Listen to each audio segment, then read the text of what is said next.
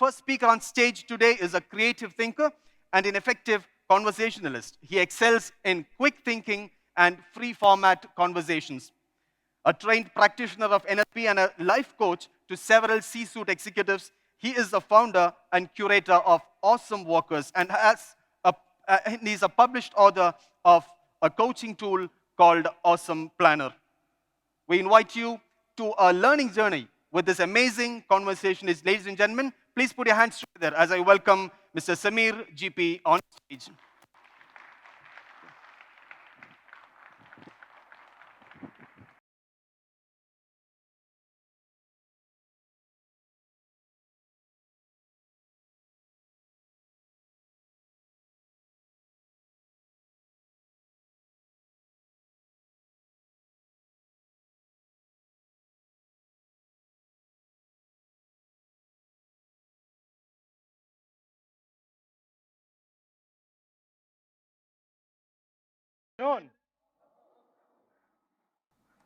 Can you hear me? Yes. You guys could have figured out that I don't know how to dance, right? Well, today I'm going to talk to you about Ikigai and Kaizen. But before that, I wanted to share with you, before you guys discovered that I don't know how to dance, I discovered how I couldn't dance in 1994. 1994, I was in school. I was at a dance party. I was on the terrace, and I figured out that I couldn't dance. And this was exactly the song that was playing that night. And I realized there are certain things I couldn't do. And that's very important in our journey of evolution. So two concepts that I'm going to be sharing with you today is about Ikigai, and principally it is about Ikigai. What is Ikigai? Ikigai is our reason for being. It is a Japanese term. And I'm going to talk about how you can achieve it through the concept of Kaizen. What is Kaizen? Kaizen is change for good.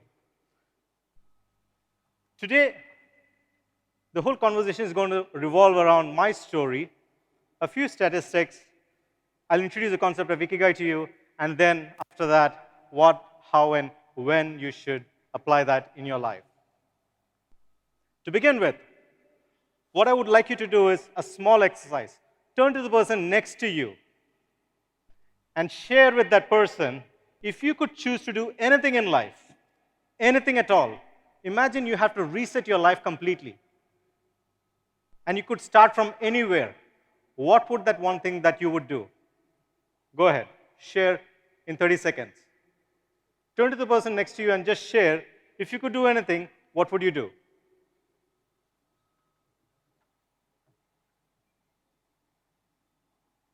Someone's not sharing? Is it because you're puzzled what you will do?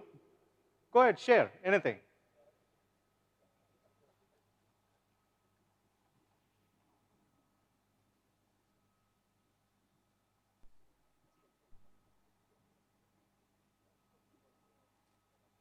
All right. Now I'd like to see with a show of hands, you have shared something that you would do, right? If you have shared, please raise your hands. If you have shared with the person next to you, please raise your hands. If you have not shared, please go ahead because it's an important part of the talk. So share what you would do if you could do anything. If you had to reset your life and start all over again at this point of time, or moving forward, you could choose something, what would you do? You don't have to share it with me, just with the person next to you. Is it done? Yes? Can I have a resounding yes if everyone has done it? Yes. Great. Now, with a show of hands, I want you to tell me now, raise your hands if you have said what you would choose is the same thing as what you're doing today. What you have said, is it the same thing as what you are already doing today? You see the hands are down. It means there are a few in the room who actually are doing what they would still be doing. Going back to my life, I started off my career, my journey as a civil engineer. 1999, I graduated, and I started as a civil engineer, as a site engineer. Now, why am I sharing the story is because I want you to see the evolution of my story, and you'll probably see elements of how you can actually tap into the whole experience of understanding why I am this person speaking to you about Ikigai. I started off in 1999, and I worked for a year as a site engineer, and then I realized this is not what I want to do. I did that for a year. Then I moved on, took up another career. I was a photo framer. I used to make these photo frames, beautiful ones, for customers who would bring their paintings and pictures and photographs of their family, and I would create all kinds of photo frames. That happened in 2002. And then moving forward, I wanted to get into copywriting. I decided this was not the life for me, making frames. So then I chose to become a copywriter. I went to Bangalore, tried to become a copywriter, struggled for a few months. That didn't work out. Then I said, let me try something else. Then I went to this place, this amazing place called Auroville in Pondicherry. This is the place where you have the most creative people coming together and living a sustainable life. This is a project which started off in the early 70s, where people from 32 nations came together, took a barren piece of land, and decided to create a community. I started living over there in 2002 on this farm, which is called Solitude. And Solitude is a farm where they used to have organic farming, and they used to harvest peanuts and grow a lot of other vegetables and everything. The beauty of this place for me was it showed me how little you need in life to be truly happy. It gave me so much of depth and satisfaction. But I told my parents, and this was the gentleman that I was living with. I mean, he was the one who was owning the farm. His name was Krishna. Krishna moved from the UK to Pondicherry in the 90s, mid-90s. His name is Krishna, but his real name is Duncan McKenzie. And he's married to a Tamilian. He's settled down over there. He's really living his Ikigai. Now, this gentleman, what he does is amazing in terms of people from all over the world come over there as students of agriculture, and they learn from him. But then, you know how society is, right? And my parents thought I went cuckoo. So they said, you're not going to stay and become a farmer. You're not going to be living in a place like that. And they shipped me to Qatar. Now, I went to Qatar, and I was then working for a company that was serving the armed forces in Qatar. Qatar has one of the biggest armed forces base in the world, and that happened in 2003. I did that for a while, and during that time, I happened to go to China. I visited China, and this beautiful city captured my heart. But nothing happened after that. I went back to Qatar, and then my next stop was Calicut, my hometown. Went back to Calicut, lived over there for a year, was into construction and project management. And then after a year, I was like, nah, this is not what I want to do. I want to travel the world. I want to see places. I want to do things. Life is not about doing these things in a place where I feel stuck. And every time I felt stuck, the thing that I did was I moved. When you don't move, you remain stuck. So I had the whole world in front of me, and I could choose anywhere, and I could have gone back to the Gulf, but I decided, no, I'm going back to China. So I lived in China from 2006. I had an office in Hong Kong. I used to travel to places like Shanghai and Beijing. These were places where I had my offices and sub-offices. And I lived there for a long time, and I thought, this is the place where I am going to rest in peace. This is the place where I'm going to live for the rest of my life. This is what I'm going to be doing. 8 years down the line, I realized the fire is gone. There's no magic here anymore. One fine day, I woke up and I realized, I don't want to be here anymore. I've done all I could do over here in this place. It's time to move. Then it was Dubai for me. Came to Dubai in 2014. Landed over here and started working in a company and started considering the real estate as a probability for me to get into as a career. After a year, I realized things were not looking good. 2014, the market was not looking very promising. I moved again. I joined a company which was selling karak chai and paratha. I thought, food is a solution to all problems. I lived in Qatar. I was in Qatar managing a company which wanted to take this brand called Baba Chapati, where they wanted to take it international, global. They wanted to make it into a franchise. And I said, that's an interesting project. 1 year down the line, I realized selling tea was not my cup of tea. But during that time, what happened was, this was 2015. I happened to go to Istanbul. There was a company over there which wanted to take this brand and franchise it. And I was like, this is interesting. And we went over there. I was making parathas, making tea, serving everything. And then, how can you not fall in love with a city like this? This is pictures of Istanbul, a magnificent city. And I resigned my job and I said, I'm moving this time and I'm going. And people ask me, what are you going to do there?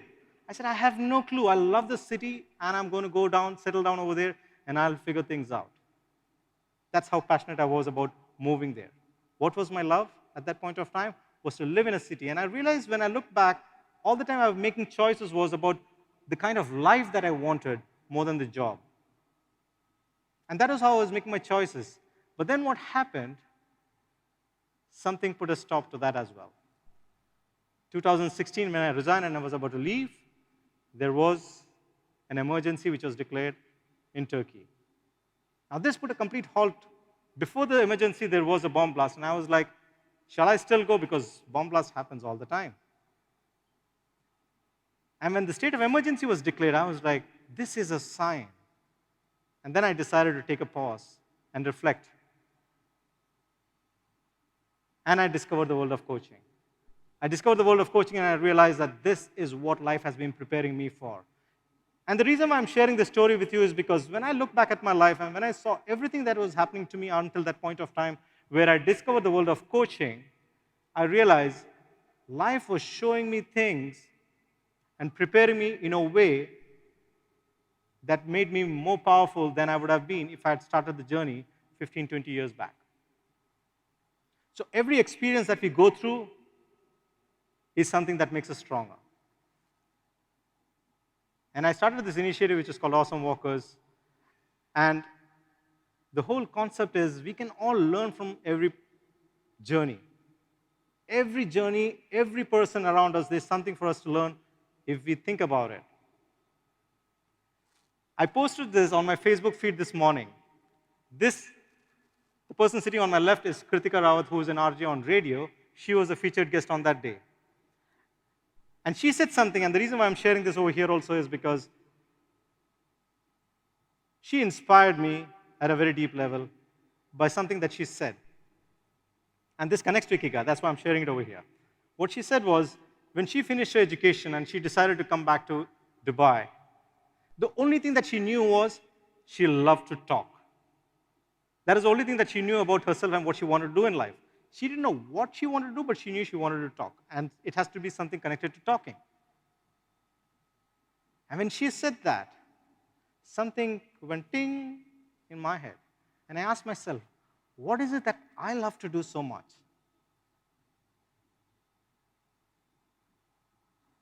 And I realized what I love to do so much was have conversations, as simple as that. Have conversations, have powerful conversations, have conversations that matter. The next question that I had to ask myself was, now, conversation is something so simple, how do I make money out of it? How do I make a living out of it? And just like what Samir was saying today in the morning, when you ask the right questions, you will find the right answers. And things will shape up in your life when you start seeing and seeking for yourself what it is that you truly want. This comment came to this post this morning. This is the mother of a friend of mine, and she said, you seem to love what you're doing now. And this is the beauty of when you start doing the things that you love to do, and when you start making a living out of it, people around you will sense it, feel it, and appreciate it and acknowledge it. How many times have people come to your life and told you, you seem to be doing what you truly love to do. You seem to be the best version of yourself. I'm proud of you. And we all have the capacity to live that life which is our highest potential. It's just a matter of making that choice. And it all begins with the mindset.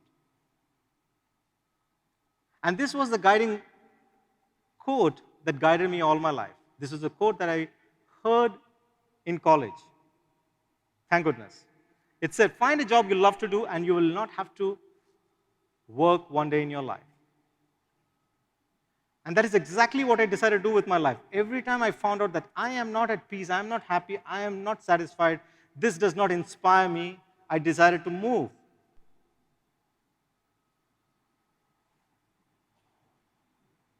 I want to share with you some statistics over here. Now, we are talking about Ikigai, we are talking about, and this is, come on, Kerala, right? So there has to be some connection. So what I did was I looked at certain things from Japan and certain things from Kerala. Both beautiful countries, beautiful places. Kerala is a state. And what I want to share over here is, if we are talking about Ikigai, some of the things that comes to our mind is life expectancy. When you start sharing about this, Japan has one of the highest life expectancies in the world. In fact, the word Ikigai comes from this place called Okinawa, where they have the most number of people who live over the age of 100. But on an average, the Japanese people have 83.98 as an age, median age of the people living over there. India, it is 68.56, and Kerala has a much higher life expectancy than the overall life expectancy in India. The quality of life, when it is ranked, and these are all statistics that I've taken from the internet on Wikipedia and other resources. Now, I don't give too much of importance to the statistics because I've heard this once that almost 80 to 90% of all statistics are biased or wrong. Now, you don't know which one we are in. So it doesn't really matter. What really matters is how we interpret the people around us and how these reflect on us, right? So 16 is what Japan is ranked on an international scale in the quality of life. And India ranks 58. The first 15 countries are Europe, US, and Australia. And if you reflect on the demography of UAE, where it is an expat community, you'll see that the number of people who are from this is proportionately less. UAE ranks number 24 in quality of life overall the world. A few statistics from the Global Youth Wellbeing Index, where Japan ranks 7. And what it says over here is Japan worry about their future standard of living. Not today's, they're worried about what will be in the future. Whereas India ranks number 26 at the youth level. And what youth, they are civically engaged, but they have challenges in other areas of well-being. Now, this is a very critical concept because we are raising youngsters in our world over here, whether it is in India or in UAE. And the way that we raise them, the quality of how we parent them, will define and determine how our country progresses. If you look at the children's well-being overall in India, you will see that Kerala is the highest in terms of well-being. And for that, I think we should give ourselves a big round of applause, right? I mean, we are not taking any credit for it, but yes, it's something very positive and encouraging. India ranks the life expectations, where the percentage say their standard of living will be better than their parents. The Japanese are less, whereas the Indians, they say they're going to have a much better life than how their parents had. And this shows how independent their youth is today. Now, coming to all of this and putting all this together, I really don't want you to be thinking too much about the statistics because they're just numbers. What really matters is you, right? You and the people around you. And that is what really matters.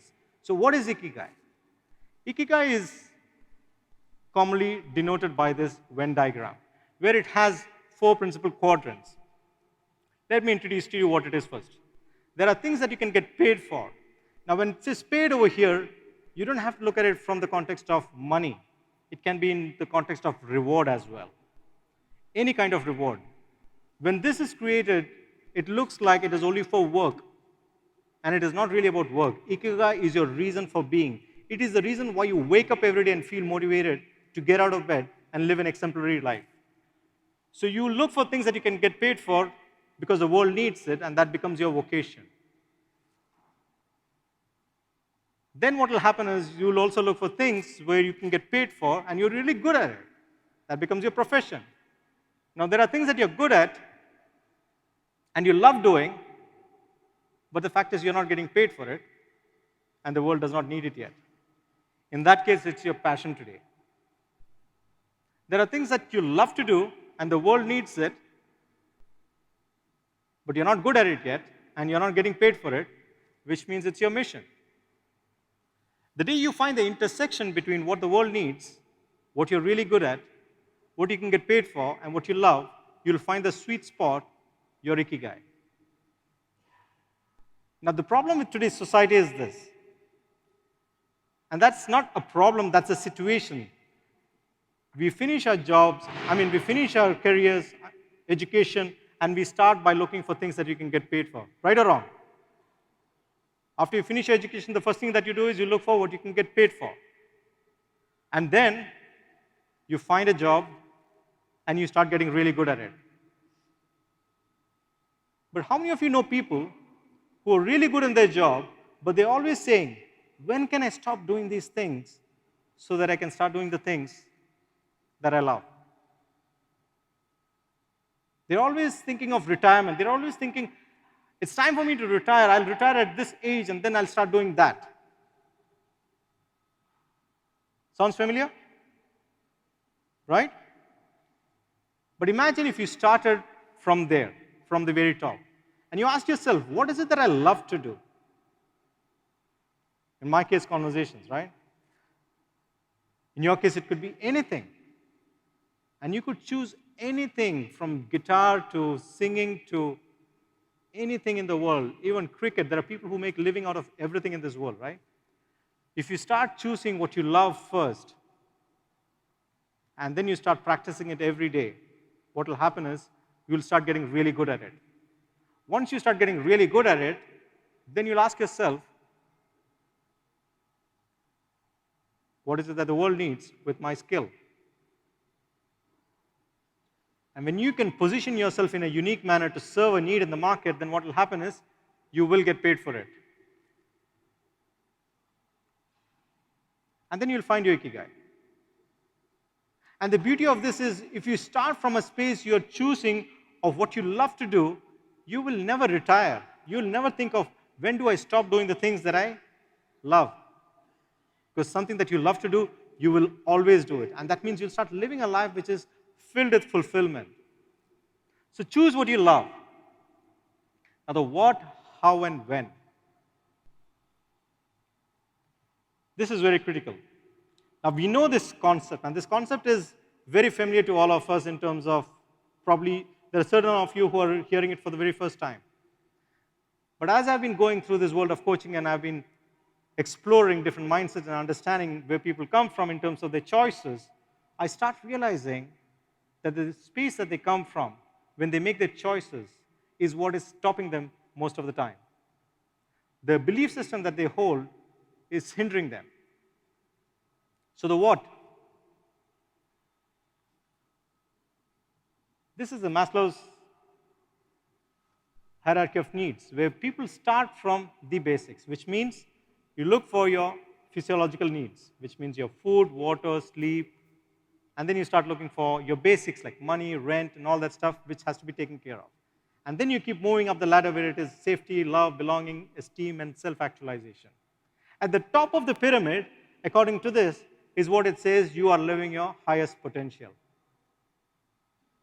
Now, as per this graph, what it says is, you can live your highest potential when you meet all these needs. But to make the choice to live your highest need, there is something else that has to happen first. And that is, we have to raise our level of consciousness. In terms of our interactions, in terms of our choices that we make, in terms of how we choose whatever we choose in life, it is very, very important for us to see the space that we reside in most of the time. If you look at the forces over here, this is by David Hawkins, and he speaks about how there are two different forces that pulls us apart. One gives us power, and the other one does not. So if you are living a life which is predominantly filled with shame, guilt, apathy, grief, fear, desire, anger, pride, etc., all of this, what happens is you limit yourself, and your thought process is always pulling you down. Ask yourself this question. What is my day filled with? What kind of choices, what kind of emotions am I battling with most of the time? If the choices and the emotion that I am battling with most of the time resides in the negative or the downward plane, then what happens is it stops us from finding our true Ikigai. It stops us or limits us because we are not feeling empowered. But the moment we start from the space of courage and we are courageous about everything, and why this is such an important conversation is because when you start looking at life and you start looking at the people around you and the conversations that you hold, ask yourself, my way of being, what does it give me and the people around me? Does it give courage? Or does it give anger? Does it give pride? Does it give apathy? Do I make somebody feel shameful or guilty? Or do I make someone feel loving? When we come from a space filled with courage, love, compassion, for every conversation that we have, in our every being, every single day, then what happens is we create the opportunity for us to truly connect with our inner self, our inner soul. And when we connect with that, I mean, there is alignment with us, then what happens is magic truly begins to happen.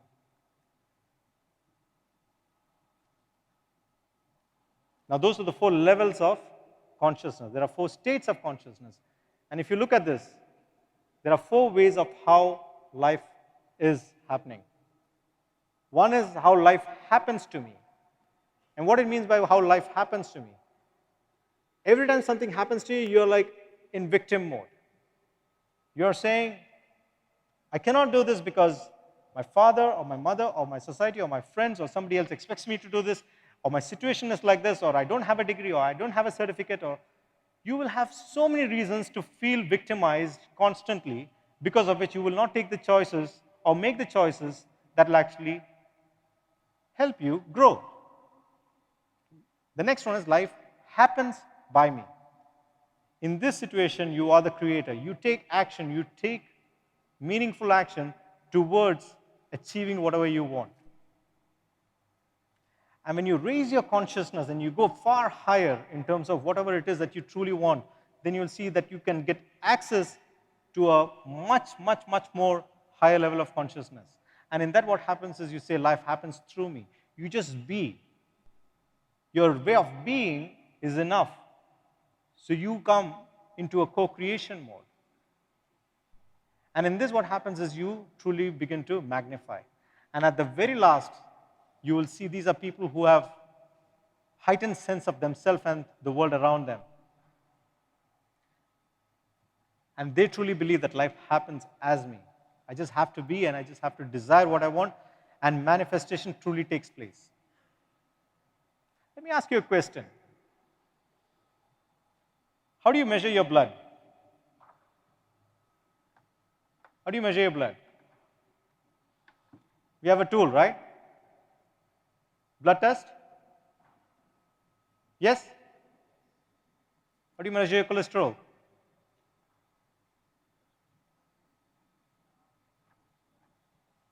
How do you measure your cholesterol? Lipid profile test. Now, if you really want to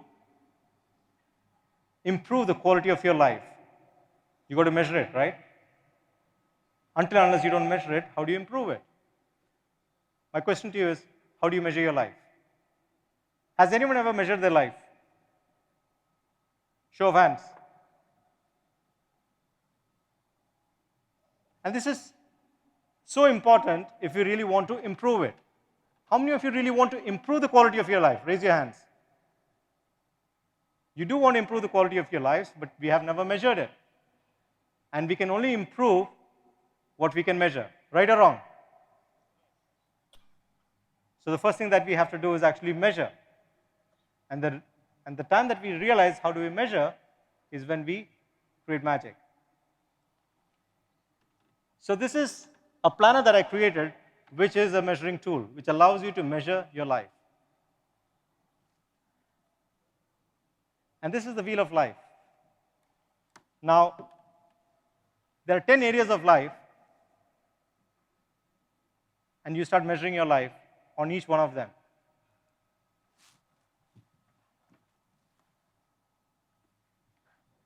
I have a copy over here. It has the concept of Ikigai inside.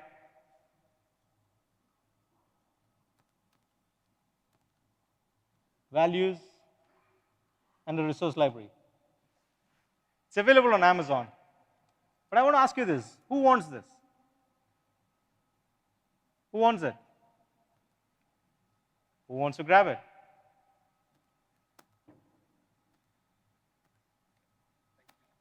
You're welcome. A big round of applause. That copy sells for 275 dirhams. Any one of you could have stood up, come and grabbed it.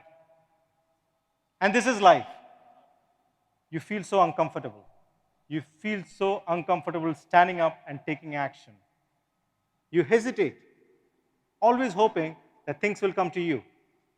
And when that is the space from which you operate, what will happen is you miss the boat. You miss your opportunity to actually create transformation.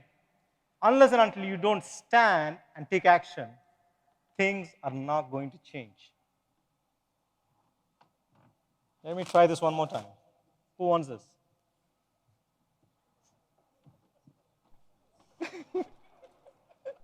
Big round of applause. Now, if I had a few more copies, I'm sure a few more people are ready, just already standing and waiting to come and grab them. But think about it. How many times in our life have we truly stopped ourselves from standing and taking action? How many times in our life have we just waited and just thought, I don't want to feel uncomfortable standing up and putting myself in a spot? We all have the opportunity to create transformation in our own lives. The first thing, it has to come from the space of courage.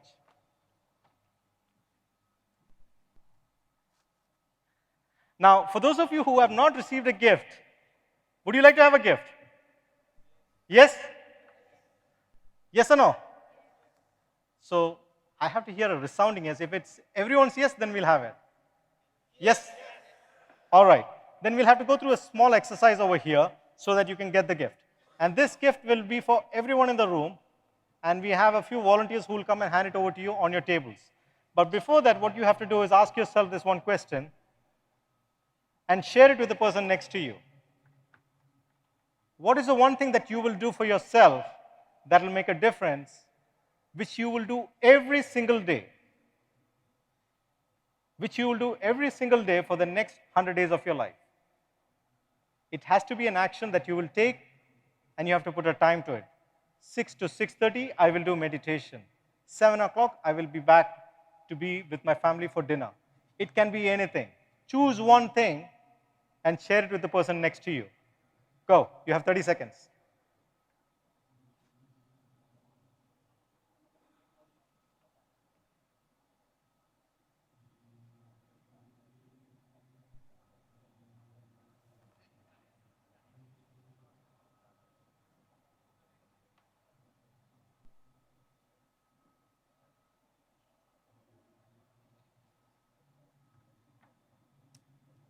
All right?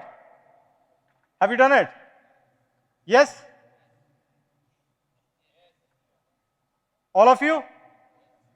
I'm not hearing a yes from here. Yes? All right. The next thing that you have to do with this exercise is, if you do this consistently for more than 70 to 80% of the time for the next 100 days, what reward will you give yourself? And don't tell, I will feel motivated, I will lose weight, that is my reward. No. Pick a tangible reward that you would give yourself for taking that action, whatever you have shared with the person, for the next 100 days. So share what is the reward you will give yourself. And it can be a holiday, it can be a meal. Imagine if it is a meal. Let's say, for example, you say, I love to eat pasta, or I love to eat mutton biryani. And that is the reward that I want to take at the end of 100 days for doing that action. You can do that. The only catch is you cannot have a mutton biryani for the next 100 days. And then it starts feeling like a reward, right? So share with the person next to you. It could be a food, it could be a dress, it could be anything that makes you feel like a reward, but share what it is. And if you do this exercise, what truly happens is you start your thinking and thought process, like what Samir said, it all begins with the mindset. Until and unless you are not taking action, until and unless you are not playing the game on court, what happens? Your transformation will not begin. What you're sharing is not for me or for anyone over here. It is for your own self. Saying it, what it does is it empowers you. Saying it shifts something inside you. And you have the choice. Share your reward with the other person, what you will be taking. 30 seconds.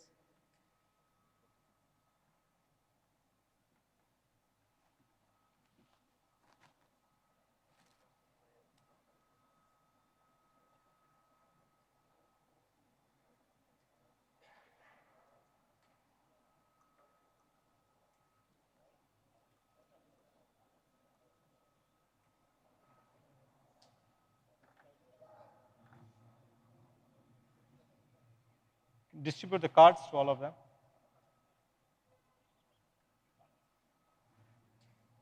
All right. Have you all chosen a reward? Yes. All right. You will be getting a card, which is your gift. But the card is not just an ordinary card. It is a card that can actually change your life if you use it the right way. The card is a habit tracker. The card is something that actually allows you to track your next 100 days, where you write your goal, you write your reward, and then you will put a tick. Every day you do it, you put a cross if you don't do it. At the end of 100 days, you take a picture and send to me what it is and how you have progressed. You have a gift from me. My number and email is on the card. Now, how do you do this? Now, this is very important. This is Kaizen. This is where Kaizen comes into the picture. Now, Kaizen is popularly known in the world of business as something that you do for continuous improvement. Kaizen is a concept that came about after the World War II in Japan when they were rebuilding the country. And they started by doing every single small action for small improvements. So when you ask yourself, what can I do every single day that will make me or help me progress towards a better version of myself, then you'll see your evolution. Ikigai is not about today identifying something and saying, this is what I'll do for the rest of my life, and then saying, this is it. You have to keep asking and evolving in the process and changing for a better version of yourself every single day. If you feel at any point of time you are stuck, remember this. It is a choice you are making. If you feel you're stuck, it is a choice you're making to feel you're stuck. If you feel that things are not in your favor, all you have to do is change. Change what it is, and things will change. If you don't change, if your thinking doesn't change, nothing will change. If you want to change your life, change your thinking. And what I want you to truly do is fly. Fly high, fly amazing, and soar through life in the most beautiful manner. When do you have to do this? Imagine every grain of sand out there in the hourglass is your life and minutes ticking by. People talk about time management. You cannot manage time. You can only manage yourself. Time will keep ticking. And the fact is, you don't even know how much of grain is up there in the top portion. You are not even aware, none of us are aware how much time is left for any one of us. If you look at what is happening around the world today, it's really sad and it's shocking. And we have no control over so many things. But the one thing that we have control over is how we think and what we do every single day. And that is in our power. And we can make choices. Truly what I want you to do is, I may not know how to dance. You may not know how to dance, but it's not about dance. The dance is just a metaphor. What I truly want you to do is dance. Dance to the music in your heart, not to the music somebody else is playing, not to the music that somebody else's tune it is, not to the tune of your family, not to the tune of your relatives or society or your boss or anyone. Play to the tune which is inside you, and then you'll truly see how magnificent your life is. I'd like to end with this quote by Friedrich Nietzsche. And what he says is this: and those who were seen dancing were thought to be insane by those who could not listen or hear the music. Your music that's inside you, no one can hear but you.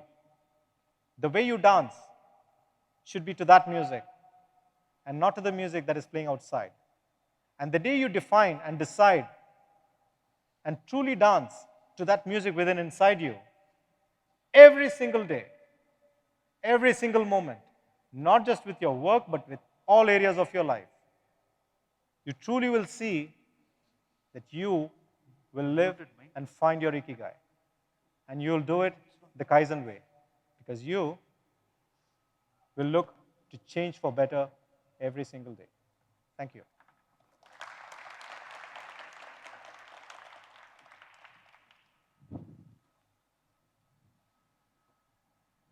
Are there any questions? I could take for 5 minutes. Well, Samir, there is one question from the audience. All right. The question is, if Kaizen and Ikigai has been successful models, then why is it that people fail to accept it even though there are good results? If Kaizen and Ikigai are successful models and there are success stories associated with it, then what is the reason that people fail to adopt it in life? the reason why people fail to adopt it in life is the reason why I said because of the levels of consciousness. The reason why people do not accept is because of the peer pressure that is around there. And the moment you start embracing yourself, now I didn't know about Ikigai. And people in Japan don't talk about Ikigai. They don't talk about Kaizen. This is their way of being. It is a natural state. It is not something that they discuss. And our environment is a very challenging one. And the moment we can distinguish and identify this, then we'll see we will be able to adopt them. Well, one quick question from here. I saw a raised hand somewhere here. The mic is working? Yeah. Samir, Yeah. one question. You also had been a part of rat race when you explained the whole scenario of your life till 2014. And the transformation or the Ikigai way that you have done was in 2016. How easy was the transformation? Did you have to face any challenges when you went behind your passion or the Ikigai way, that is from the normal way to the Ikigai way? Because Yeah. I hear you. So the question is, when I found out what I truly want to do, was it easy? Right? If you looked at the entire introduction of my life, none of it was easy. Each and every time I made a switch, I had to fight. I had to fight battles with everyone around me. People never got it. People never get it. Because when someone's telling you, don't do something, what they're truly saying is, they wouldn't do it. My guiding star always was the quote that I mentioned earlier: find a job that you love to do and you'll never have to work one day in your life. And I was pretty clear, I don't want to work. I want to enjoy my life every single moment. So it has been always an uphill battle to do what I love to do. But the day I found out, this is the beauty of it. The day I found out and discovered coaching, and I told my parents that this is what I want to do, finally my father said, Samir, this is what you should have been doing all your life. Why didn't you pick this earlier? Sometimes the people around you, even though they love you so much, may not know what is the music inside you until and unless you start dancing. Did that answer? Well, thank you very much, Samir. We'll come back on stage now. Just these two words are enough to reach you to any height that you would aspire for. Imagine how different that would be if we were to love what we do, and of course, do it with a great passion. Samir, thank you very much. It has been a great session. I hope all of you enjoyed. Please put your hands together as a big appreciation for Samir Geepee. Can we now call upon Mr. Abdullah Sawad, the head of Business Conclave 2020, to present a token of appreciation, a memento from the organizing team. Come on, Kerala. Come on, Kerala.